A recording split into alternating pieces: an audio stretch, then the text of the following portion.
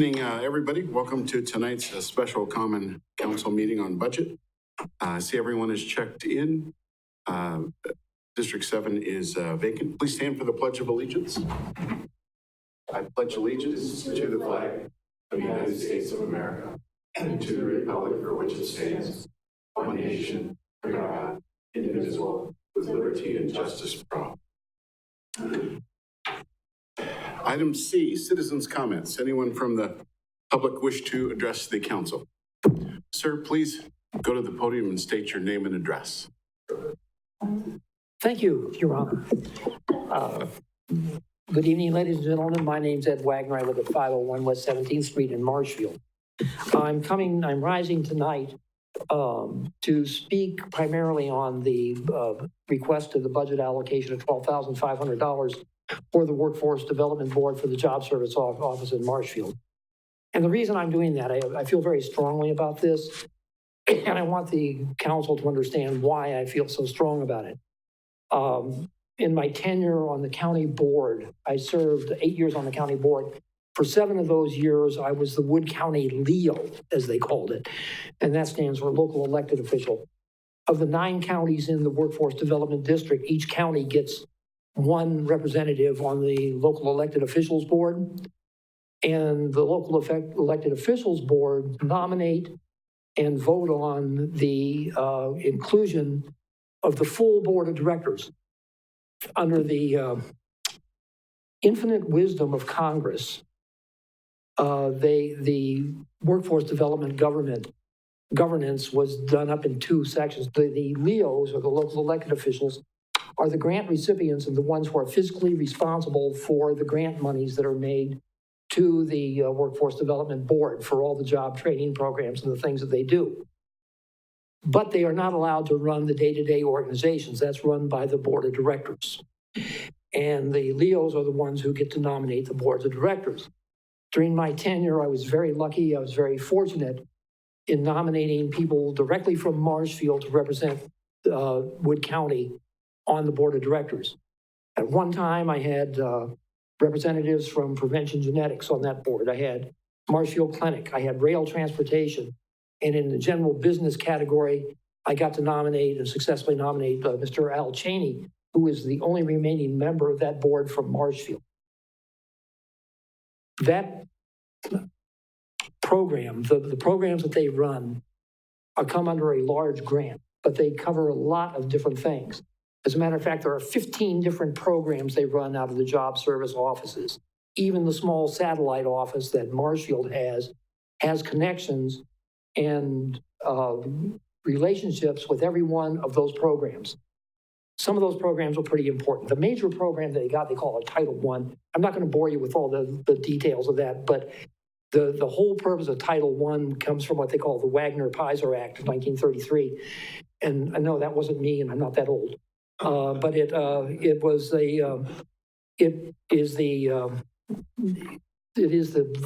act that created the system of job service centers across the United States. And in 1998, it was amended to make it the one-stop services thing. So each one of these job service centers are supposed to be a one-stop operation so that people seeking jobs and seeking employment can go directly there and get linked in with everything. That includes veterans. We work with the Office of Veterans Education Services to transition veterans from the military service to private life. We even work with some of them to start their own businesses. We did. I keep saying we, like I'm still on it. I just can't quite get over that. But anyway, the other thing, and this is interesting, they can get trade adjustment assistance on there, and that's for people who have suffered loss of jobs or loss of income because of international trade agreements, which right now in central Wisconsin is a pretty big thing, but they have the ability to get into that system. They link with that. The other thing, and this is important, these job service offices are the place where they can register for unemployment insurance and access to unemployment insurance. If the job service office in Marshfield shuts down, people from Marshfield will have to travel to Rapids, about 35 miles to Rapids for unemployment benefits, or to register for unemployment benefits, and to make their week, I guess it's a weekly trip in there. The senior community services, the W-2 program, the welfare to work program. There was at one time, I don't know if it's still available, there were HUD-sponsored grants to train youth with construction skills for housing rehabilitation and construction. That's something that was sorely needed now and something that's important for Marshfield even at this time. There are three people here, right? There's Mr. Hendler, there's Mr. Fire, Mr. Butke, and these guys all served on the county board at the same time, at one time or another with me. And I think they can tell you that there have been times that we had to stand shoulder to shoulder, no matter what our other arguments were, to keep services from being lost to Marshfield, to keep things being taken out of here and put down in Rapids. I mean, we had a fight with the courts. We had a fight over the DA's office, and we had a fight with the drug court. And we ended up having to fund some of those things ourselves here in Marshfield because the county no longer wanted to do it, and they wanted to centralize and consolidate everything. That doesn't help our citizens one little bit, not one little bit. And that's something that I think we've got to be very much aware of, is what services we're going to provide to our citizens. We're one of a few counties in the state that have the strange phenomena, geographical phenomena of having two separate population centers. We've got Rapids and the surrounding townships of Rapids, and we've got Marshfield and our surrounding township. And they're separated by 35 miles. It is unfortunate that we have to provide those services. We have to almost duplicate those services. But in order to serve our citizens, who are no less needy than the citizens in Wisconsin Rapids, we should probably do that, or at least I want us to do that. Since I've been retired and just watching you guys on TV, I've had a lot of time to do a lot of research, and I've done a lot of research on economic development. And one of the things I discovered about that was the first guy that ever talked about economic development, which the economists like to talk about it more than planners, believe it or not. But the first guy that really talked about it and first defined what economic development is, he wrote this in 1776. This was a young economist from Scotland. He wrote, and his name was Adam Smith, and he wrote in that book, The Wealth of Nations, that the purpose of development is to increase real personal income, or, and this is important, or to increase the capacity to increase real income. More than any other place, job service here in Marshfield increases the capacity of people to find meaningful employment and enough funding to support their families.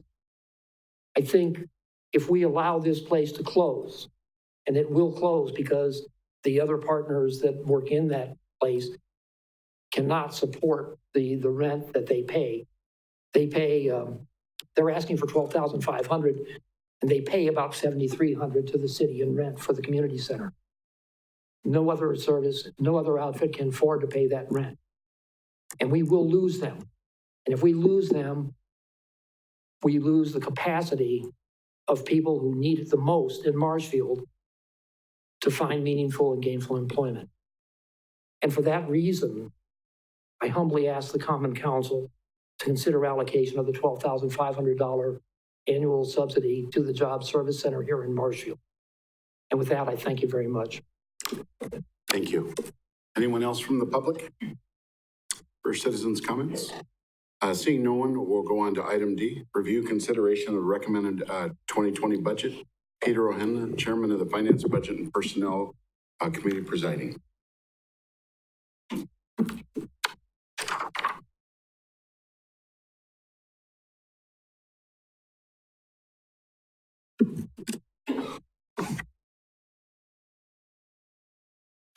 Thank you, Your Honor. Again, like as last year, this is my privilege once again to chair this particular phase of the City of Marshall's budget process is one of the most important times of the year because all the services in the city depend on us to support the social life in the city itself. Also, I think it's important to recognize the people that put this budget together. And that would be the mayor, the city administrator, and director of finance, his staff, and also all managers and directors and staff of all departments. And I thank them before I forget to say that because it is important. And we've had some very unusual twists in our budget process this year brought about by certain events, which I won't go into. Therefore, I would like to introduce the city administrator, and he's going to have a few overview. Thank you, Peter. Appreciate that, and I appreciate your shout out to all the people who work hard to put this together. I would also, in addition to all the people you named, probably add Amy Krogman, our administrative specialist, who kind of compiles it and brings it to the finish line. But we have a tremendous staff. I have had the entire almost 9 years I've been here, and I'm grateful for all the work that people do during the year and during this time to pull this together. I'd like to start out, if I could, with the presentation. What I'm going to do is kind of give an overview of this starts out with kind of a foundation of the budget. In other words, kind of like the playing field at a football game, kind of set the stage and then kind of move through after we look at some of the baseline where we stand today on some different topics and then move on to what the budget looks like. So first of all, debt management. We'll talk about general fund reserves. That's an important part of what we do. How are our active TIF districts doing? How are property values doing? That's critical to the city. How do our property tax rates compare? Well, first of all, what is our rate? And then how does it compare to other communities around us? Talk a little bit about the constraints we have for Madison, levy limits and expenditure restraint program, what those mean and verifying that we qualify. Personnel considerations as we try to keep up on our compensation plan that we adopted a couple of years ago. What are some key steps we have taken this year to sort of address the concerns that the chairman of Finance, Budget, and Personnel brought up a moment ago with TIF transfers and some other things? And then just kind of a summary of the budget highlights. Then we'll touch on where the process goes from here, and we'll take any questions. I'll end up back up there as we go through some of the department by department issues that we are facing. First of all, debt management.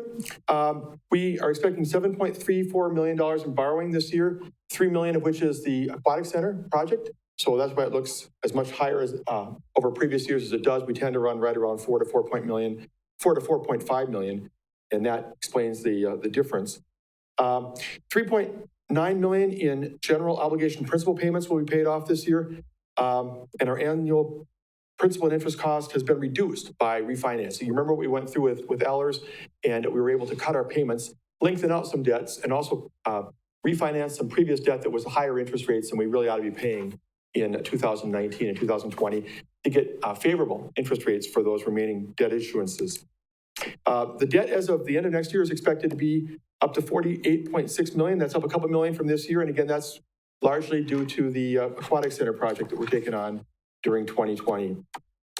One thing I would point out, if you see the next line, the TID debt, the tax increment financing debt portion of the general obligation debt I just mentioned is 39%, which really means that about 2 out of every $5 that we owe right now is due to tax increment projects, which are paying back, have a return on investment. They're monies we've invested to improve the commerce and industry in our community. And as a result, we're seeing a return. So I don't like to use terms like good debt and bad debt. All debt is important to what we do here, but those monies are things that we're using to improve the economic climate of the community directly. With this borrowing, we would be at 57% of the amount allowed by state law. We got as high as 60% a couple of years ago. We have a self-imposed limit by the council of 65% of what the state allows. We don't want to go over that unless we absolutely have to. And a lot of communities in Wisconsin are in that 40 to 60% range. That's not uncommon. So it stays within our parameters. And $150,000 in short-term borrowing was approved by the council at the last meeting. We can touch on that again for some street work and other infrastructure projects. The premise being that we'll pay it off, very early, 90 days or shortly thereafter, and have very little interest expense net at the end of the day. General fund reserves, that's what Moody's uses to evaluate us when we borrow money. The target is 25 to 30% of general fund expenses in our so-called savings account, if you will. We went through the TID adjustments in early 2019, and that obviously took a big hit on our general fund reserves. I think we knew what we did. We made it a one-time issue of repaying monies back to the TID districts that had been sent there and used to pay debts and do other things, erroneously, if you will, for lack of a better term. Again, there was nothing wrong with what we did. It just put us in a position where we had to pay back those TIDs. And we've changed our methodology going forward. The focus is now on spendable fund balance. So when I give you the number in a minute, you're going to say, wow, how did we get from 30% down to this? But we now are looked at in terms of how much money do we have set aside in general fund reserves that we can spend, as opposed to the monies that are committed to paying back other expenses, such as repaying TIDs. And that currently stands at 11%. But we are implementing a plan with council and mayor working together and help from our financial advisors, from Ellers, to increase that over time. And Ellers seems to feel that we can do that over the next 2, 3, 4 years and get back to where we want to be. The current budget that you have in front of you would apply $325,000 of fund balance. Last year it was nearly, well, actually it was over $750,000, which I was obviously very uncomfortable with, and I assume the council was as well. That doesn't mean all those monies are spent as part of the 2019 year in finances, but that's what had to be allocated to balance the budget. This may need to be edged up a little bit. We have found an issue that has to do with how we are borrowing for some projects in the general fund, but we can touch on that as we get into the next meeting. And we've reduced the negative cash in our TIDs to increase the general fund balance. I think Ron has talked about that in the past as well. Currently, I have 7 active TIF districts. The overall health is very good. The equalized value of our TIF districts went up last year by $25.8 million, which is pretty amazing. We had projects in dental crafters for TID 5 and with an innovative machine in TID 7 that are advancing as we go forward now, or will be the increment we have in our TIF districts. The PCA project is now going to be fully online as of 2020, and that's got a $19 million plus assessed value, which is very positive for TIF District 7, a district that had been struggling in the past. TID 2 and TID 4 remain donor TIDs, and TID 5 and TID 7 are designated as distressed TIDs. We haven't made a whole lot of transfers over time from one to the other, but that gives us the opportunity to make transfers as necessary should conditions warrant. All of our TIDs are potential candidates for early closure, which is good. It's good to see them have the ability to close before their end date. And we may be bringing to you the idea of closing TIF District 2 during 2020. That district has really been just taking in money without debts in recent years. Property values, a big thing. Property tax remains our top source of general fund revenue. It's at 54%. It's always close to that. And equalized values has gone up by 8% roughly to $1.7 billion, which is pretty impressive. And the assessed value has gone up lesser amount. That's gone up to $1.55 billion, but that's still a 5% increase over the previous year. So we are seeing new construction. We'll talk about that in a minute. And we're seeing appreciation in the value of our property that we have in the city. Net new construction, which I mentioned a minute ago, has gone up by $41.5 million or 2.63%. That's really strong for us. Can't remember last year we had net new construction of more than 2%. So that's really speaking well of the new building that's going on in the city of Marshfield in all areas, in commercial, industrial, and residential. And the state property tax offset, you remember that they're going to be, they've changed that system, if you will, on how personal property tax works. They gave us $218,000 last year. They're giving us a little bit less this year. It's looking like $205,000. Proposed tax rate would be a 19-cent hike to $9.45 per thousand. That's based on the currently estimated assessed value, which could slide up or slide down just a touch. And that would be an increase of 2.02% on the tax rate over last year. No one's excited about increases in tax rates. I think we've held the line incredibly for the last decade or so. I think we've been up about 3.5% over the past 6, 7, 8 years, whatever. But I think we know that with the challenges we have this year, I think you probably felt that we're having a hard time meeting some of our expectations. And it's proving to be the case, but I think that that's not a bad place to come in. The CPI right now is 1.7%. And every 1% of the tax raise produces about $130,000. So if you said, you know, Steve, I think we got to get this down from 2% to 1.5%, you'd be looking at trying to find about $65,000 in revenue increases or expense cuts. How do we compare with our neighbors? Well, right now we're at 926 and the proposal is 945. Stevens Point is now at 965 and they're estimating to go to 998, which would be a 3.4% increase. And Wausau is at 1027. Their proposed tax rate that's going to their council is 1048, which would be almost the same as ours, 2.03%. Wisconsin Rapids is at 1182. They don't have a proposal that they've given to me. I'm not sure if they have one yet or if I just couldn't get the information from them for whatever reason. We have to qualify for levy limits by law. We have no choice on that. If we're out of state levy limits compliance, we're in big trouble. And that's based upon net new construction, and this budget clearly does that.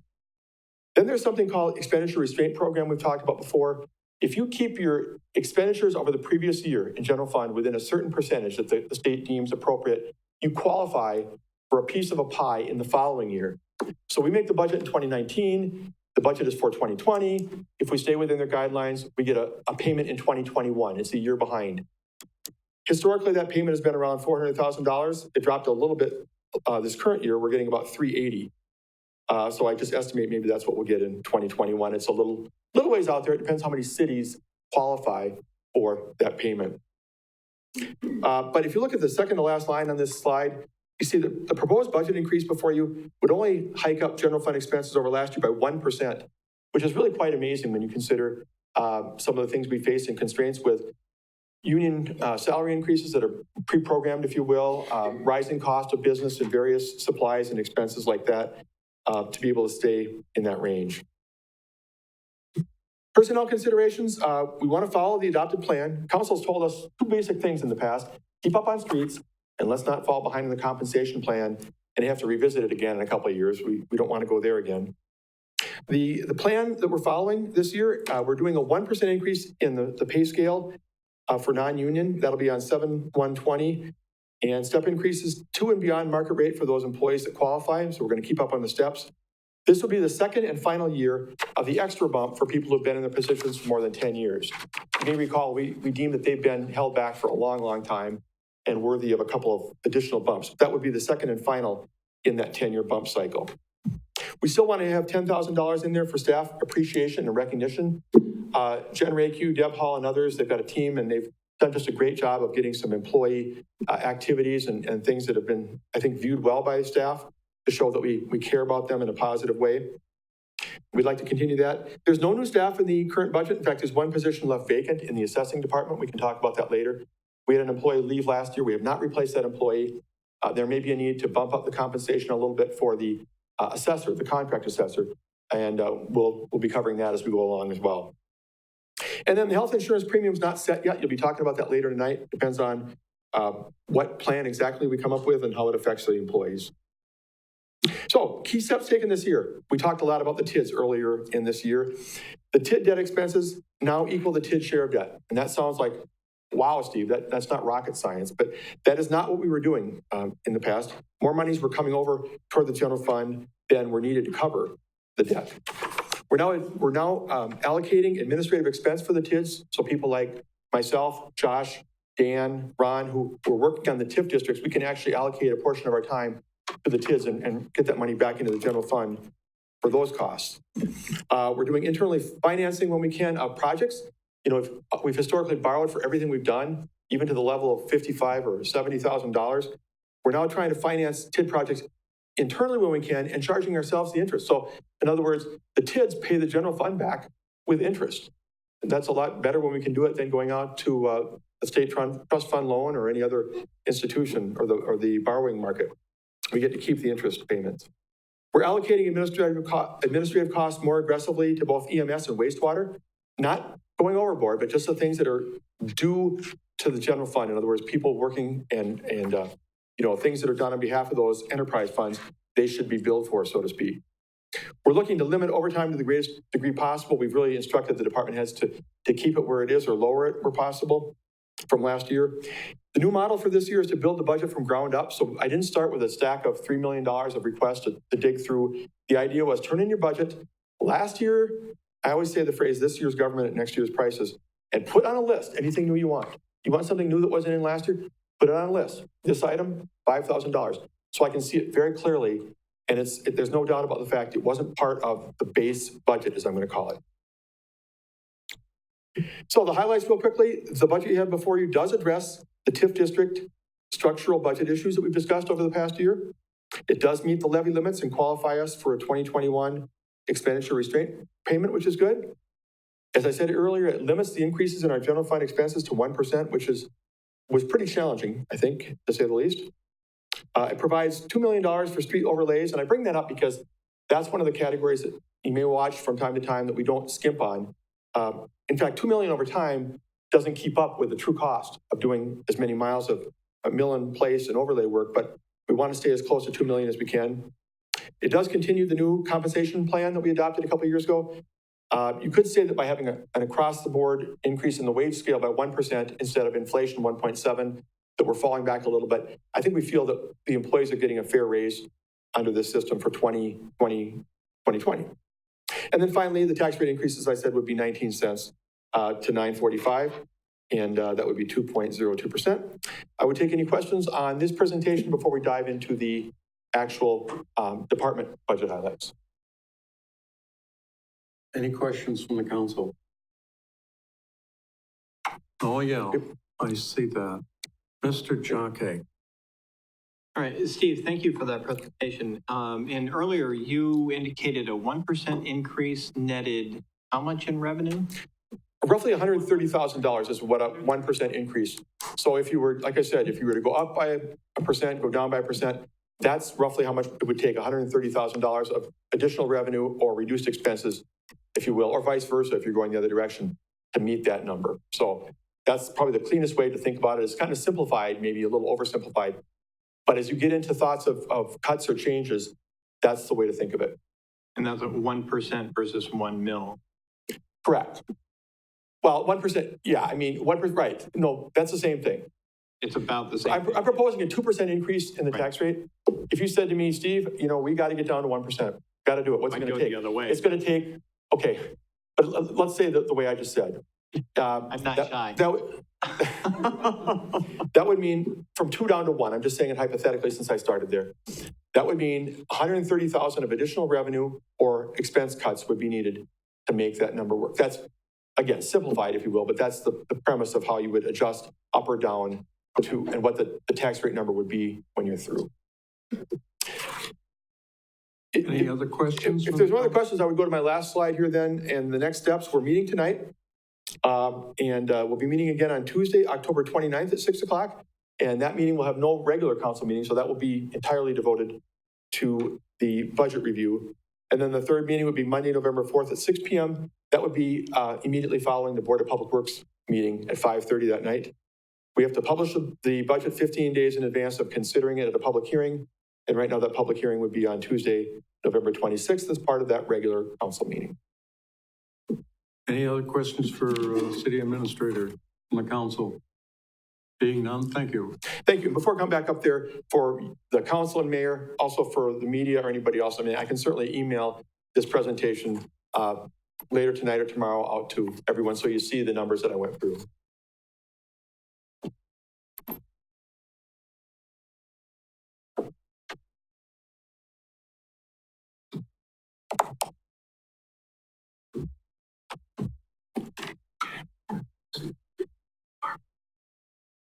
Stop. Now you agree, Mr. All right.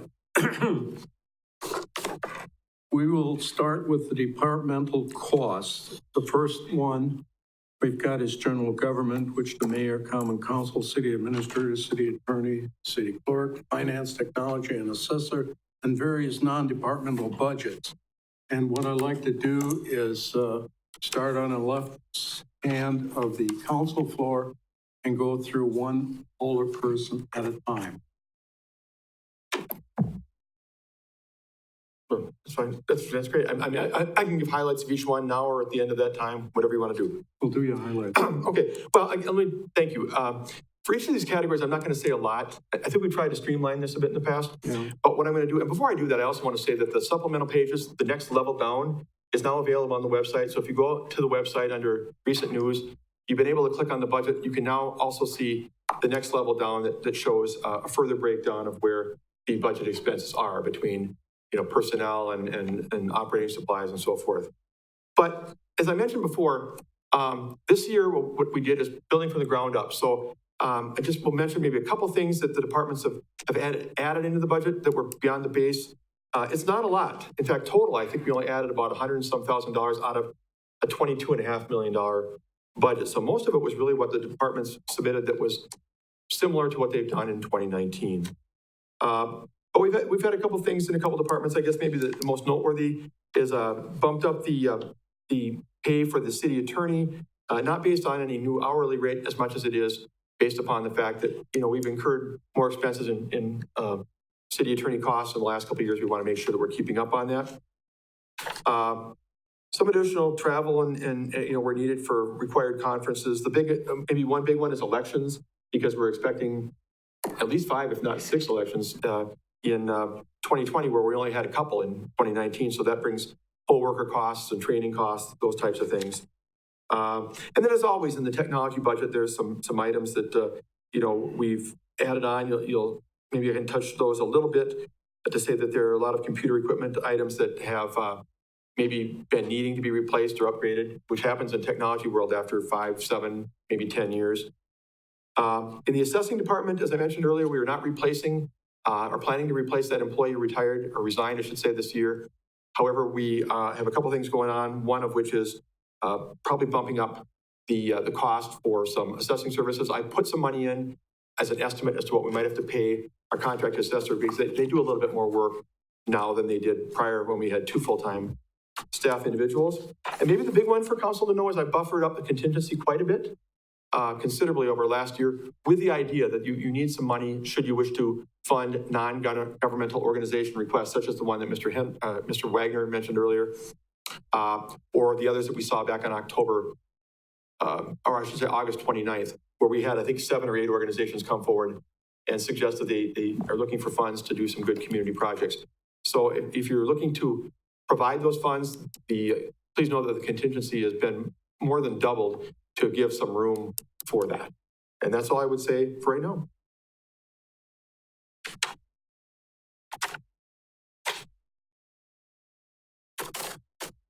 Mr. Jockek, I believe you were first before Mr. Witzel. Well, I guess I'm not sure what direction we're going in here. It wasn't clear. You weren't clear. It wasn't clear what process we're following tonight. Okay. Just clarifying before Steve. Steve, you were just going through the general government section? Is that's that what we're first doing? block of Right, so budgets. each director is now going to get up and do that? No, they're just all available for questions. I mean, if you look and you say, gosh, I wonder why that budget is up by, 10%, you would certainly ask that particular person in the audience to come up and describe what's going on. Why are they facing those kind of issues? Why is their budget increasing, or what have you? Okay, so we're doing this differently than we have in the past. No, we're actually doing it the same way we have the last couple of years at least, where I've just clumped them together and we've treated them as one block, whether it be public safety, public works, and the department heads have been here to address questions or concerns that you might have for them. Just Mr. Witzel. Thank you. I guess to kind of echo what Mr. Jockek said, it would appear as though you're going to go chunk by chunk. We're going to have an opportunity to ask some questions about those individual sections of the budget. And then I would assume that that'll probably take us most of today's meeting. And then next meeting, we would actually go through, as Mr. Hendler had suggested, person by person to question or make adjustments or make suggestions. In that second meeting, I think you can structure, any way you want to. I just, if you want to have individuals, in fact, you may ask some questions tonight that have those individuals in the audience, those department heads and division heads, putting some stuff together to be able to answer your questions. But as we get to the next meeting, you can certainly do it as you wish, person by person. I don't know that we've done that in the past, but whatever you feel comfortable following. Okay, and I guess then to ask the question that I had about this particular section of the budget, you mentioned that the city attorney amount went up. Is that correct? Yep. But I'm seeing on page 25 that it actually shows a decrease. So I'm missing something there. I don't have that page in front of me right now. I haven't even powered up my computer, but it should be going from 135 to 144. I see 162 to 144. 162 may be Oh, that's the what, estimate. the estimate for the Yeah, year. Okay. which shows the need to increase it then. Okay, so the 135 is what was budgeted, not what was estimated by the end of the year, Correct. and therefore that's an adjustment. Okay. Correct. We've had a couple of years now where the attorney costs have blown through the budget, for lack of a better phrase. And I'm working hard to control these, and I'm dedicated to doing that more in the future too, but we got to bump it up at least something. Okay, and then the next question regarding technology. I know technology is pretty all-encompassing, and I know that a lot of things that happen in a lot of different departments, software-wise and whatnot, get dumped onto the technology budget. Does this also go for any potential items that finance might be looking at for some sort of paperless automating type things that we maybe had mentioned offhandedly, or is that going to be reflected in finance? I guess I'm kind of wondering about that. Steve?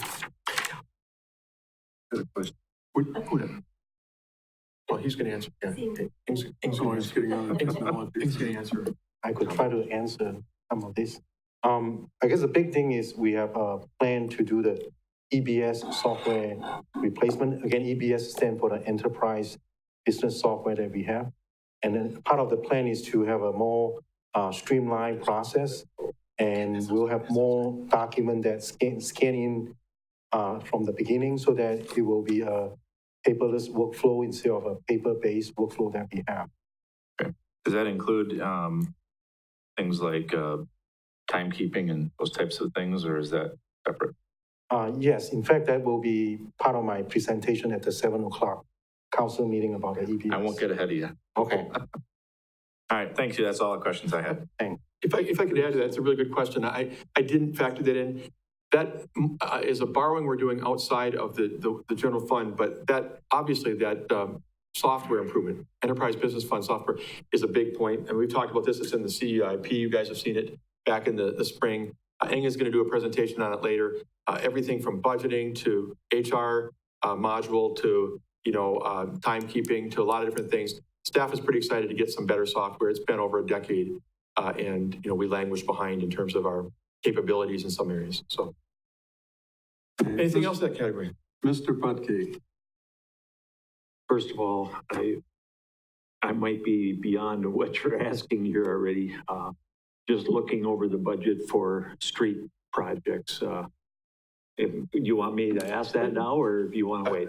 I guess, does anybody have any other questions for that first category of general government? And then we'll get back to that. Yeah, why don't you hold That's that fine. one? Mr. McSwain?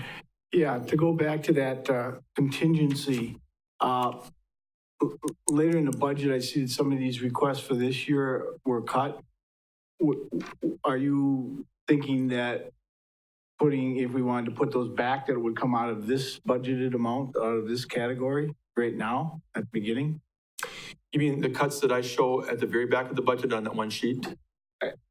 It's towards the back, yeah. No, it would be like the appendix B near the very end. Those No, ones? I think I saw it in categories where certain things, there was like zero put in places where there's been things budgeted before. Oh.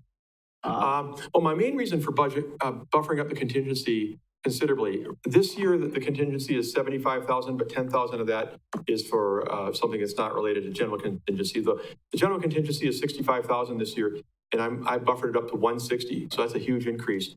I figured two things. I figured, number one, the council's desire to fund the non-government agencies or non-city organizations that are looking for funding, plus the fact that health insurance is still not defined for sure. You're going to talk about that later in the regular meeting, the 7 o'clock meeting, where you want to come down on a couple of different issues related to the plan and the HSA possibility, things like that. So, beyond that, the contingency is for things that come up during the calendar year. Okay, I guess I'm not real clear on, so the cuts that are made, like I think the request for the band was cut, correct? Well, yeah, cut. And cut is maybe a relative term. I think we agreed last year in December to a new policy that said everybody would have to compete, all those organizations would have to compete with the department heads, if you will, for budget funding. Whereas typically for them, Civic Band, School Patrol, Palm Sunday Choir, and the Upper Mansion were just routinely funded from year to year. So those four plus anybody else interested would have to be competing at the same level as other funding requests internal in the city. Okay, So I haven't really cut anybody, it's just that they start out at zero to begin with, and they're on a list for you to consider inserting them. okay, but what I'm asking is, if we would vote to put that into the budget, then that would come out of this? I would propose a contingency. Or this would be a separate category after the budget? No, I would propose that as we adjust the budget through the process, that anything you would include from those agencies would be used to reduce the contingency budget. In other words, they'd be put into their own categories, but that would ultimately reduce the contingency. It wouldn't add one penny. It wouldn't add one penny to the total budget. But what you'd be doing is saying, we're going to have less left over during calendar year 2020 for unexpected items that might arise. Okay, thank you. But I've intentionally increased the contingency budget, knowing that you're going to probably want to look at some of those outside agency requests. Okay, that answers my question. Thank you. Yep. Thank you. Mr. Witzel. Thank you. Since it came up, I guess I'll address that now. You have 170 in the contingency. According to the appendix that was added, we have 178,000 in requests. Is the whole, if we were to approve the whole 178,457, would that be the entire contingency and then some? I was planning to cover this when we got to that part of the list here. We are contractually required to fund the agreement we have with the Central Wisconsin State Fair Board, and that is $75,000. So we had them come through the process, if you recall, back on August 29th, and my purpose for that was to lay the groundwork for the fact that their contract is coming up next year. And I wanted Dale Christensen, the manager or the executive director, to explain what they've done with the funds in 19, what they hope to do in 2020, to get you folks ready for the 2020 budget process, or quite frankly, earlier in the year, the actual consideration of re-upping the agreement. But contractually, we're obligated to that 75, and that's already been built. All right, what about UWSP, Marshfield No, campus? that one has not been. That would be roughly 50 off the top to be pulled from contingency. And I assume that you're going to want to fund UWSP at some level, whether it's 50,000 or something lesser. But since we are not technically obligated to provide those funds, that's been left out of. So really, instead of the 178, you're saying we're down to 103. But the note you have here says the city is already committed to fund UWSP's 2020 capital projects, which would be that 50,000. No, the capital projects is the CIP stuff, the bigger projects like repairing a building or whatever. This is our contribution toward operating expenses. We pay about 50 and the county pays about 50. That other 20 or whatever it is for capital projects is already in the CIP borrowing. I think it's actually even less than 20 this year. I think what we're finding to be confusing is that on this list of requests, we've got UWSP and Central Wisconsin State Fair, which is really adjusting that amount a lot. So if you actually take those two items out, we're at 52,550 of organizational requests. UWSP is another 50,907, which hasn't been budgeted, you're saying. Right. So if we were to do both, we would be taking about 103 out of the, if we're going to do all of it, minus Central Wisconsin State Fair, we would be then down to approximately 70,000. Closer to 60 or something. 65,000. Yeah. Thank you. Yeah. And I apologize. It's been a fairly weird dance talking about UWSP and Central Wisconsin State Fair. One, we have a legally binding contract for 2020. The other, we have such a long-term relationship with that it seems unlikely that we would walk away from them. But that's the way we showed it for this year. And we can talk about how we show it for 2021. Any other questions from anyone? Being none?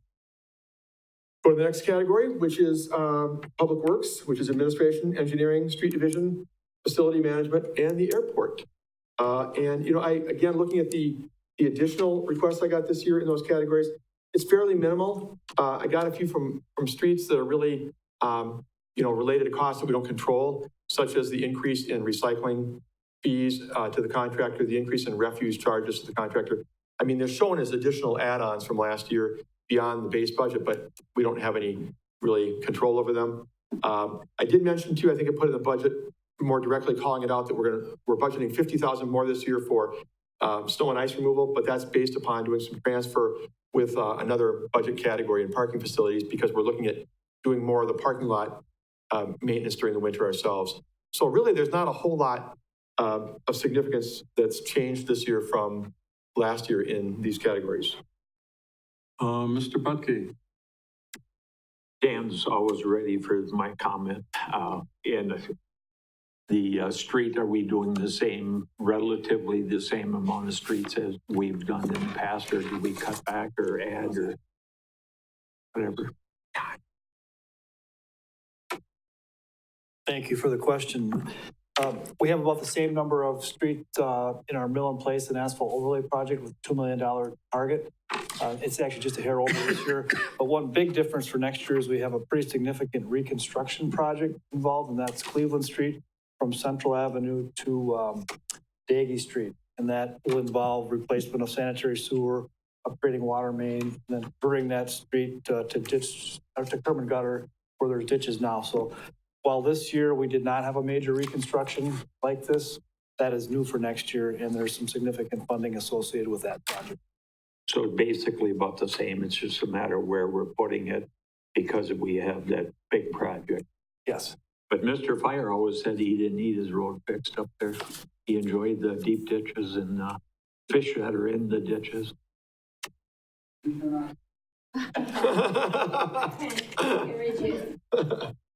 Thank you. All right, the next person to speak is Mr. McSwain. Yeah, there's a rather significant drop in the highway and street maintenance of like over 300,000 from previous years. And so what's the explanation for that? I'm not looking at it at this moment, and I apologize for that, but I assume what we're talking about is how those expenses are, expenses are classified in terms of general fund versus other funds, right, Ron?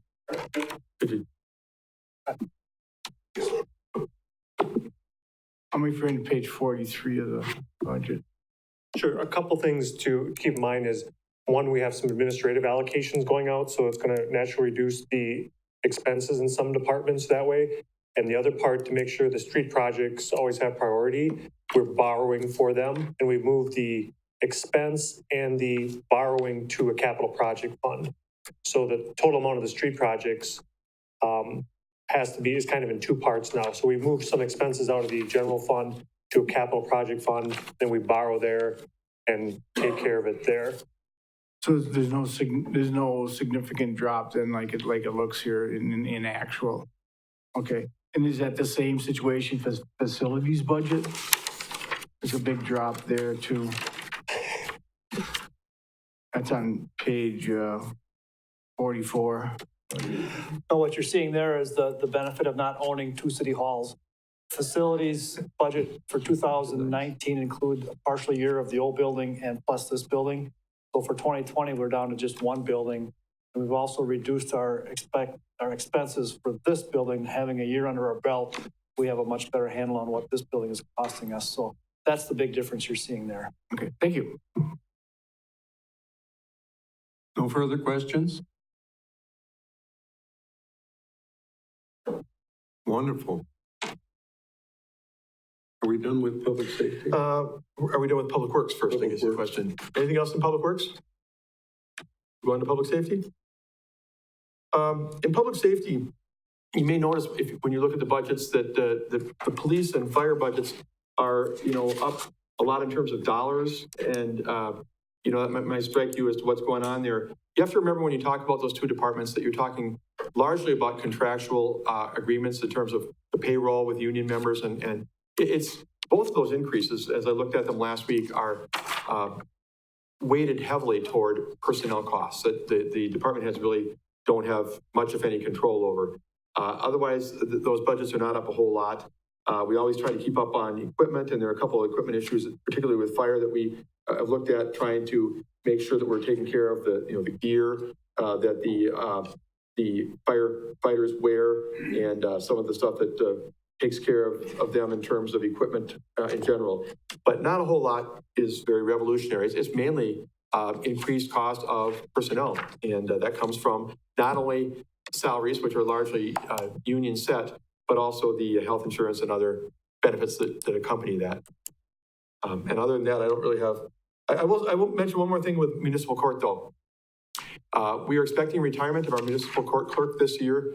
And so we did buffer up that department a little bit to allow for an overlap so that the new person coming on board will have a lot to learn about how we deal with the ordinance violations and the whole bookkeeping and accounting piece of it, working with the city attorney's office, can overlap for some period of time and be able to train that person properly. Any questions? Mr. Witzel. Thank you. Just for clarification, I think I know the answer. I think it's important that we, as a council, know, and probably that the citizens know as well. In the police budget, page 48, school crossing guards is listed as an expenditure, and yet on our request for additional funding, school safety patrol is also listed. Just want to make sure that we're understanding that the school crossing guard, if I understand correctly, are the paid adults as opposed to the other money that the school district is asking for, which is incentives for the children, the child aspect of that. That's a good clarification. That is true? That is correct. That's absolutely correct. And that is a request that comes from the Unified School District of Marshfield, and it covers some, including an end of the year party for those folks and to thank them for all they do. But that is separate from the school crossing guard budget. Okay, thank you. Any further questions on that public safety aspect? If not, let's move on to Parks, Recreation, Education, and Culture.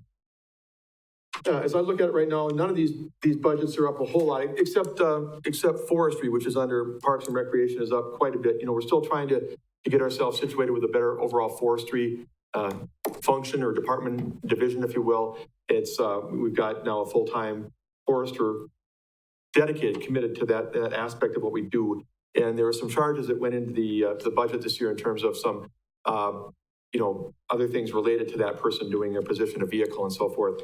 So that accounts for some of the increase, because I see if I look at it, that looks like one of the largest increases we have over 2019, and that explains some of it.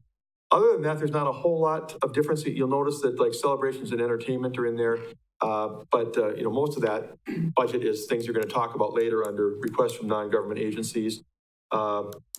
Cemetery, we did some restaffing. Justin had presented a good plan we've worked through in the last couple of years to kind of change how we do that. It's now under Parks and Recreation, so that'll probably look a little different than it did, say, 2 years ago to you. But otherwise, not a whole lot. We try with Parks and Recreation. I get requests from Justin and Ben Steinbach through Justin, try and keep up on some of our facilities. We're looking at doing some repaving on one of our basketball courts at Forest Ridge. I think replacing a scoreboard controller at one of our fields.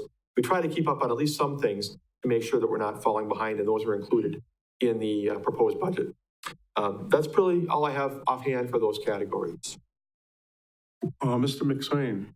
Yeah, now that we're at that spot with UW Stevens Point Marshfield campus budget, okay, so the logic behind, it's been a steady budget thing for a number of years here, and I guess I'm having a little trouble understanding why that's suddenly taken out of the regular budget and made something that we have to put into a contingency.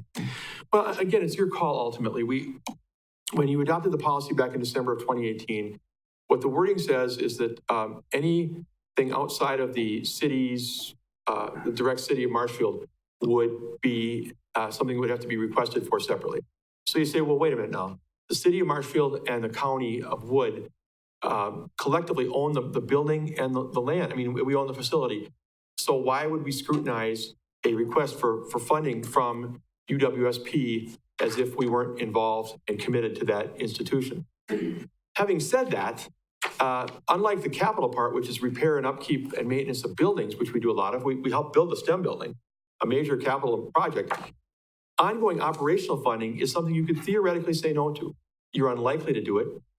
You might trim it or you might critique it, but it's probably unlikely that you'd say we're not going to give 1 penny to UWSP, and maybe the county will do the same thing because we've had such a strong financial commitment to a part of their operating expenses. But technically you could. Technically you could walk away from that over time. If next year you want to see that their request included as if it's, booked in, no questions asked, we'll do that. But we thought we better show it this way so that you know that it's something outside of the city direct control that we contribute to. I guess I would just say that I did not consider when we filed that policy that it would be used in that manner, that I would have assumed that this would still stay a budgeted item. And if it's your direction that comes out of this process to do that for next year, we'll absolutely do that. No questions asked. Thank you. Mr. Jockey. All right, I've got a couple of things here, and we'll stay with the UW. Where are we at with any discussions with UW Stevens Point in terms of this campus? I mean, they are used to having their own campus. They don't have any assistance from Portage County or Stevens, the city of Stevens Point. None of the 4 years do. Yeah. All the 2-year campuses historically have been funded by either county or a combination of city and county. Have we had any discussions with them in terms of if we now belong to UW Stevens Point, have we had any direct conversations with them about any different arrangement in terms of upkeep of these buildings that they are now ultimately responsible for? We own them, but the organization is different than it used to be. The only conversations that I've had with them, and I've had several with Chancellor Patterson and members of his staff, have been geared to the thought that, you guys are now calling the shots, so to speak, but keep in mind that the city of Marshfield and Wood County are providing funding. So keep us informed, keep us posted, tell us what your future plans are, engage with us, because if you don't, if we think that maybe some of our expenditures on your behalf are not well-founded or may not be something that we want to do based upon not knowing where this is going to lead in 1, 3, 5, 10 years, you may find us saying no. I put them on notice with that more than once. And they tell me that they get it. They get it. They understand that we could pull the plug or reduce the funding anytime we don't think that they fully explained to us where this university is going and how it's going to benefit our citizens.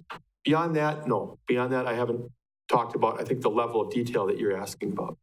So if we actually did say, and I'm not recommending this, I've fallen to the lines of Mr. McSwain. I mean, there are issues there, but I don't know that in 1 year, any of us are going to be comfortable cutting that budget down to what you've recommended. And I understand the premise behind doing that for, on paper here.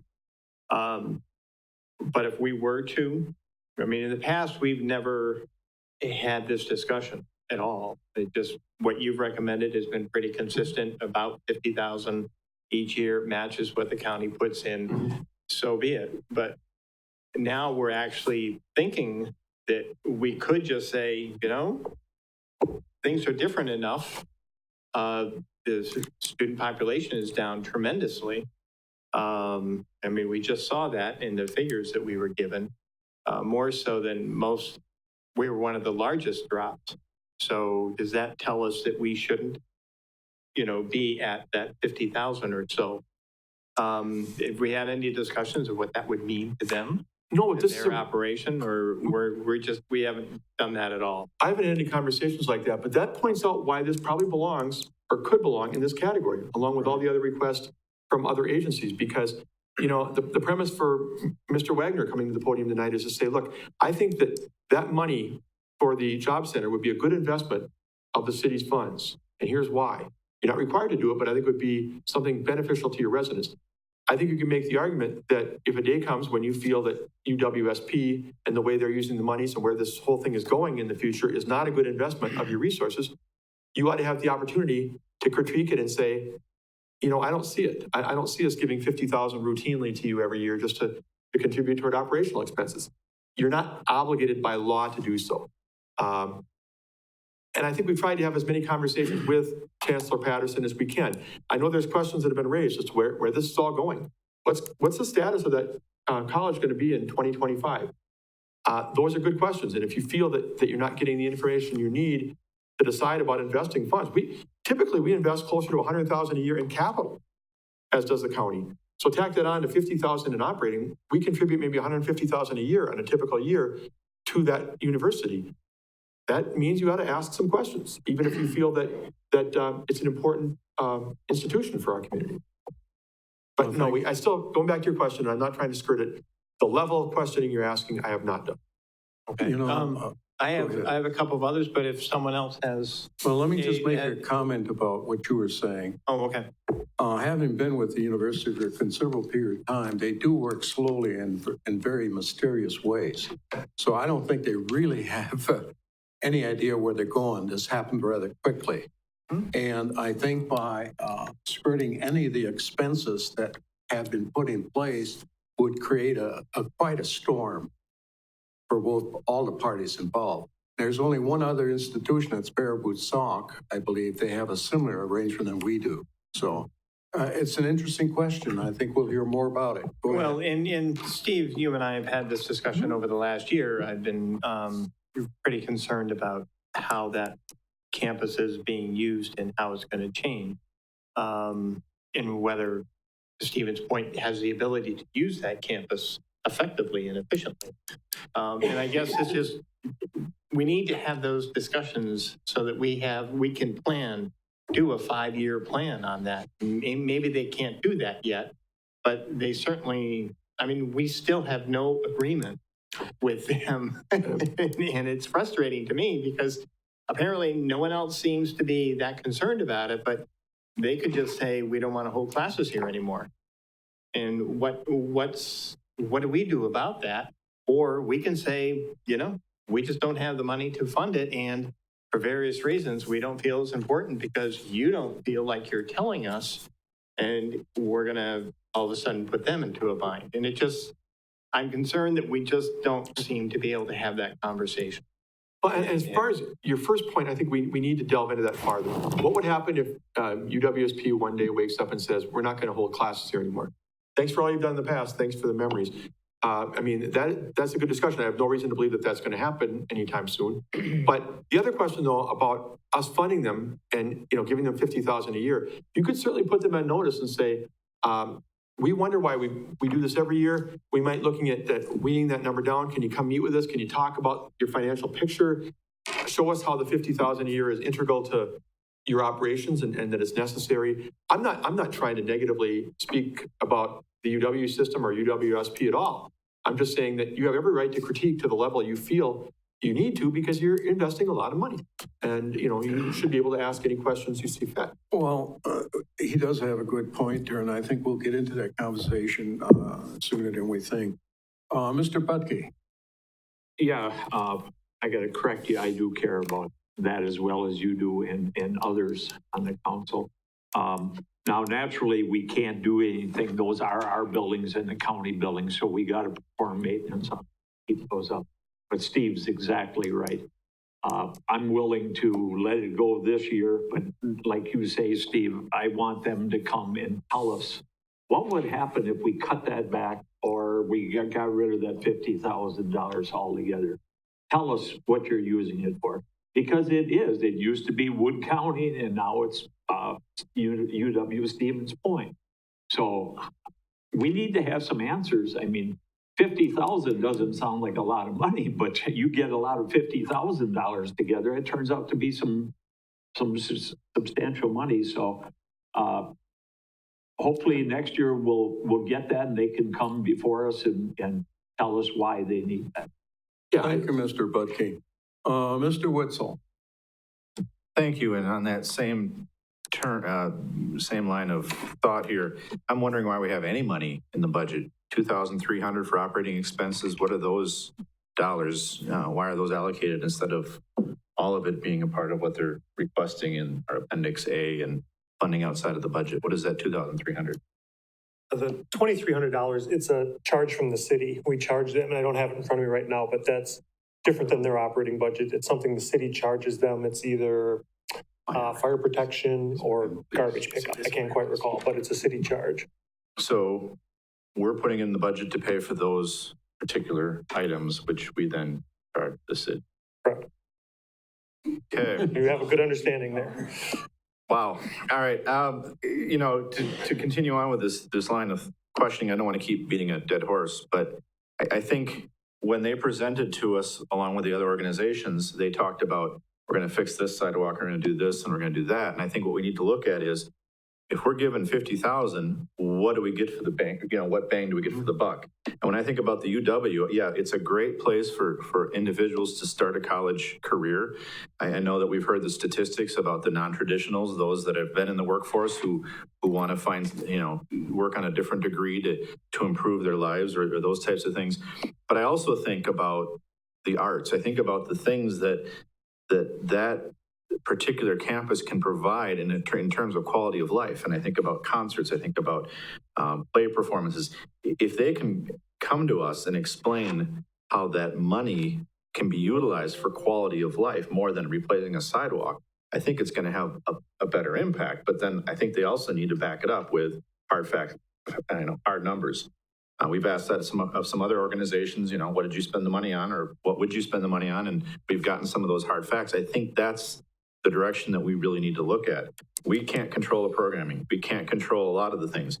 Yes, we're on the hook to maintain the buildings that we own, but in terms of how things are run as a university, that's really without, you know, that's beyond our control because of the way things have been reorganized. But if we know that money is providing for a symphony orchestra or for a band or for, you know, various plays or various art shows or a number of other things that impact quality of life, I think then that has a better return on investment. And I think that's where we need to be emphasizing our monies as they potentially are presenting next year for a similar request. Thank you. Mr. Peschel. Okay, now that it's my turn and all the people that have all these questions have had their opportunity, there's a university commission of which 3 members of this body are on. We have meetings quarterly. The university comes to those meetings and presents all the things that you're talking about there, what they're going to do for concerts and things like that, what needs are to keep the buildings updated, what the concerns are about the population of students and things like that. So those things are addressed at a level that we are represented at. All of those questions can easily be answered by going to page 125 of the budget, where it lists what that $50,000 is going to be used for. Thank you very much. Mr. Jockek.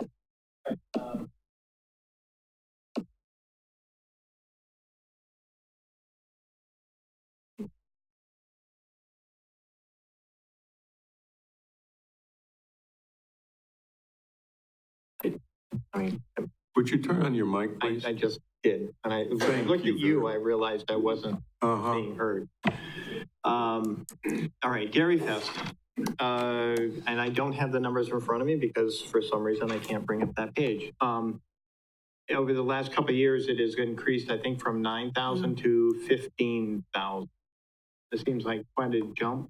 Can you explain that? Yeah, I don't remember being down to 9,000. It has bounced around in the low to mid teens from year to year. And I know this year it's proposed to go up a couple thousand. I think a couple of years ago, it dropped to 1,500 or 2,000. It's really based upon an evaluation of what the expenses were incurred from the previous year, what it might take in order to keep it going for another year. This is largely our event where Mackey is responsible for, most of what goes on with Dairy Fest, but it's the mayor's breakfast per se.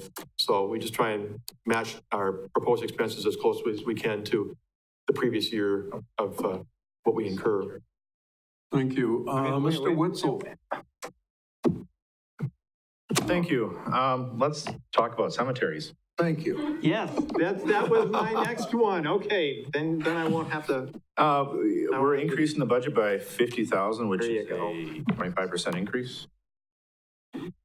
Yeah, this is what I said previously was a big part of, one of the things we do, we have an internal service fund, and we're really aggressively funding it, which means when we get a piece of equipment, we make sure that the departments, are putting money into that internal service fund so that in 5 years, 10 years, 15 years, those items can be replaced. And looking at the cemetery budget, in fact, I'll say the lion's share of what you're seeing are items that are, and maybe Justin can speak to this, because believe it or not, cemetery is under Park and Recreation. that we want to make sure that those items are being funded properly and that we can replace. Is that a fair estimate?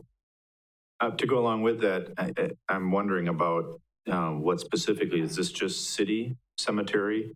Because I understand there's actually 3 cemeteries up there, and I believe that there's some contracts that take care of the others. No, that's a good question. Historically, we've not had our equipment, our trucks, our mowers, our skid steers, our those items not in our M&E account. When Mike Baltus retired, we made a change to move that equipment in our M&E account. It's a more efficient way to replace that equipment once it gets exhausted its life. So all of that equipment is used to maintain all of the cemeteries. And a lot of those dollars are also recouped through the contracts that we have with the other 2 cemeteries.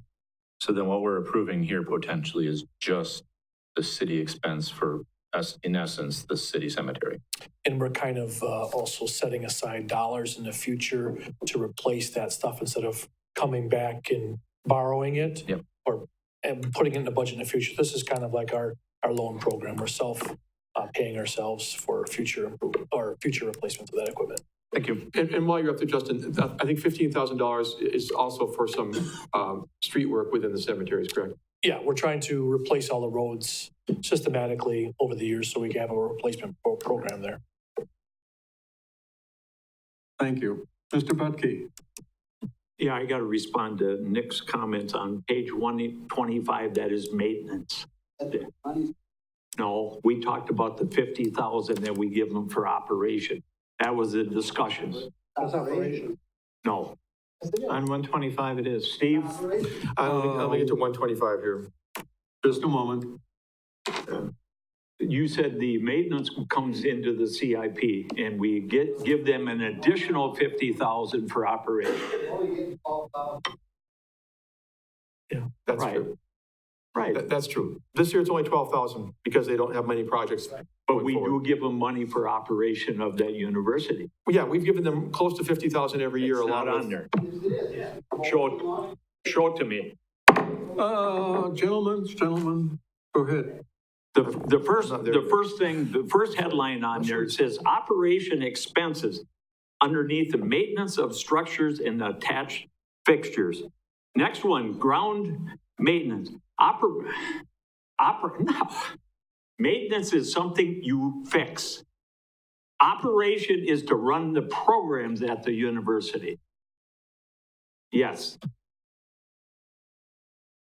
We could get our bean counter up here and, and sorry, Ron, but there's a difference between operation and maintenance.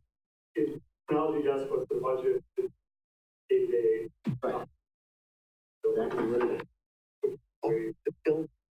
So then why doesn't it say on here on the operations there, the general operation bookkeeping kind, but it does not list that amount? And I'm going to rest my case. Just a minute, I think Steve is. Yeah, I think I know what you're saying, and to pull all this together. You know, they're showing on page 125 operational expenses, and then it says maintenance of structures and attached fixtures.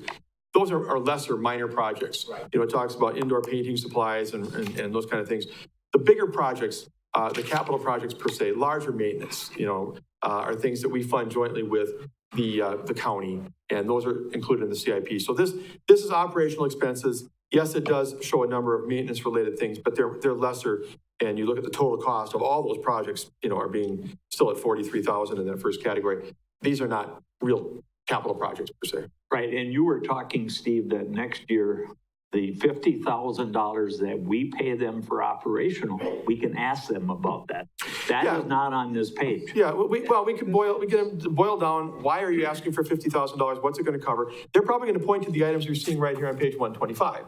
But, I mean, I think at that point we remind them, if you want to do this, that in fact, those are not gimmies. Those are not absolute obligations on the city's part. We've done it historically, we have, and we want to see the facilities kept up, but we're not obligated to the non-capital project expenses. Okay, Mr. Butke, that's good. Mr. Peschel. Thank you. The $50,000 is operating expenses. Let me explain how this works. We are responsible for the buildings and grounds We're not responsible for paying for teachers. We're not responsible for paying for the band or the plays or anything like that that goes on. So this $50,000 is to maintain the buildings and grounds, things like mowing the lawn, clearing away the snow, painting, mopping the floors, doing repairs like that. And it's a matching fund from the county as well. The university system provides all of the teachers, educational materials, the things like plays and concerts and things like that. And that's what our operating expenses has always been, and that's what it continues to be.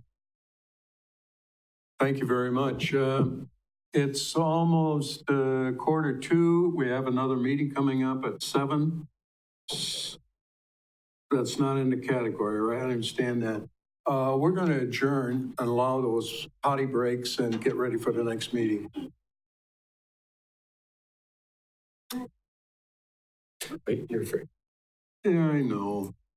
He's had enough time. Mr. Witzel, go ahead. Yes, we are by popular demand. No more questions from you, though. I guess if we're looking at this as maintenance being operational expense, and we own these buildings, and what I'm seeing on this list on page 125 is primarily maintenance of the buildings, then I don't think it's something that we should be debating as an outside discussion. I think it should be a part of the budget, and we can debate it as a part of the budget, not as a request from an outside entity. Because these buildings are ours, I think that next year and moving forward, if that's what indeed this is for, I thought this 50,000 was for extra stuff. I didn't think it was for maintaining the building, because I thought that was a part of the CIP as it had been mentioned. But without knowing the exact dollar amounts of what's in the CIP and what's here and how things are divvied up, I think that this probably should be put back into the category it was prior, instead of only that 2,300. No, it has to come out of the budget because it's maintaining buildings we own.